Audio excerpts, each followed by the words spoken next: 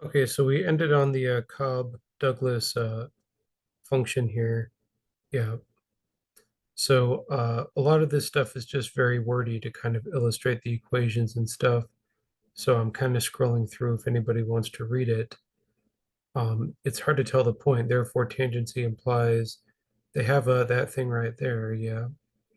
Which is fine, but there's not much of a point. So anyways, we ended the last video with these two. There are more elegant ways to say it, but basically if you have the curve in the constraint line, the point where they intersect, which is the line is tangent to the curve, that's always going to be the maximum there.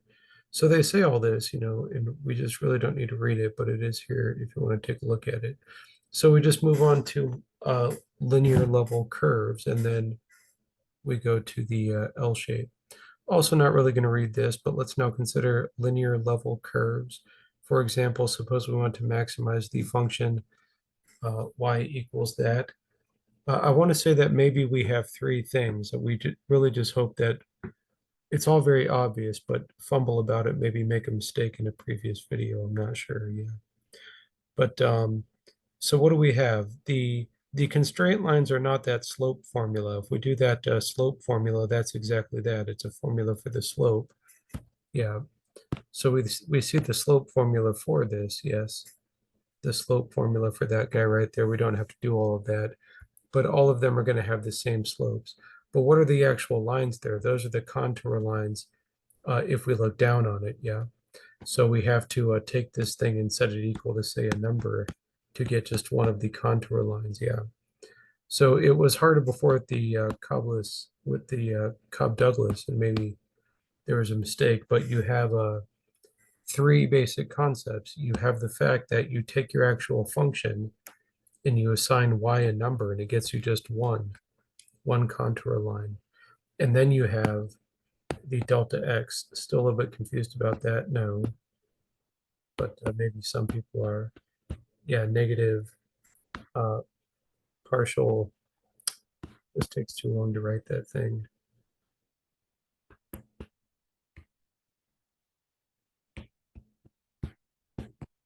Yeah, so we have that. That is a formula only for the slope. I think I said previously that was the contour line. That's the formula only for a slope. The actual contour line comes from taking your actual graph and assigning y a value, yes. And the third thing, there's more than one constraint. There's always x greater than or equal to 0 and y greater than or equal to 0, but the constraint is always some straight line. So the third thing would be like your actual constraint line or something like that. You know what I mean? So the actual constraint line gets really messy, but in a way, with all graphs, not this, with all of the graphs, you're dealing with those three. The contour line that comes from the actual graph, the slope equation, and then whatever constraint thing you're doing. Yeah.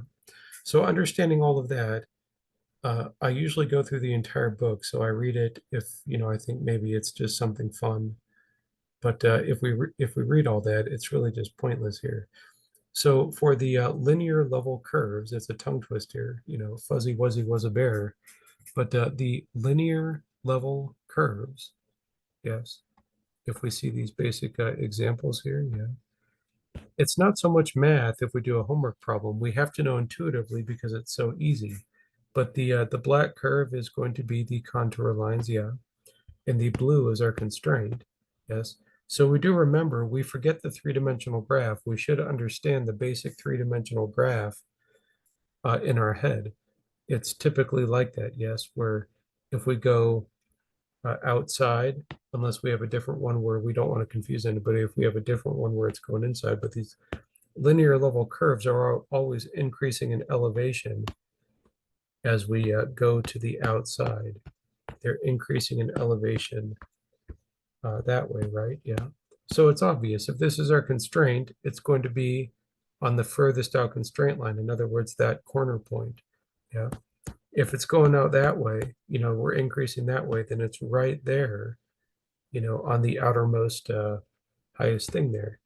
And if by chance our constraint line traces the actual contour line, then every point, infinitely many points, every point there is a maximum and they're all at the same height. So it's not so much the complicated partial derivatives. There's no Lagrangian. I shouldn't even mention the Lagrangian. It's silly.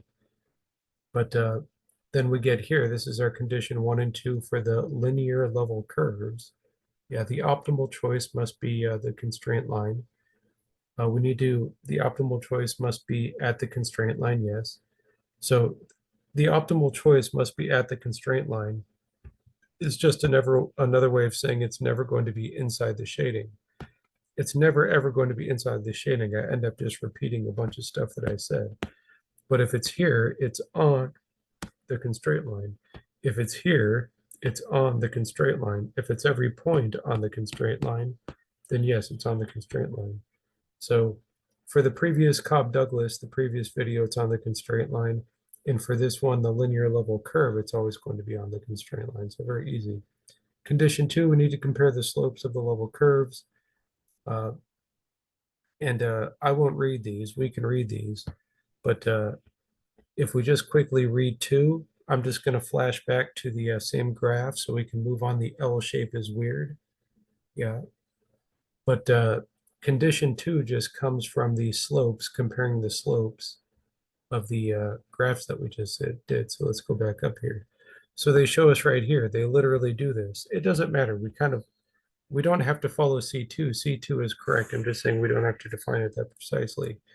So this slope, it's negative, yeah. They're negative slopes. There are always negative slopes here, yeah. But this slope is steeper than this slope. So that means it'll be here, yeah.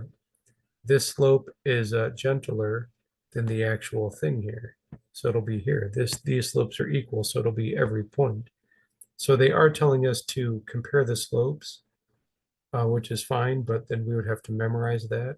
I guess we have to if we don't graph. We need to compare the slopes. If level curves is steeper, then choose x2 equals 0. If level 1, I can kind of leave that up to you, but all of that just comes out of that. So we do L-shaped curves next video, but let's do it here too. Consider now L-shaped curves as depicted in figure 2.10, 2.10a. Yes, these are going to be our level curves. So once again, we just memorize some stuff here. It's not that hard here. But consider now L-shaped level curves as depicted in figure 2.10a. For example, suppose we want to produce bronze Y by mixing tin, X1, and copper, X2.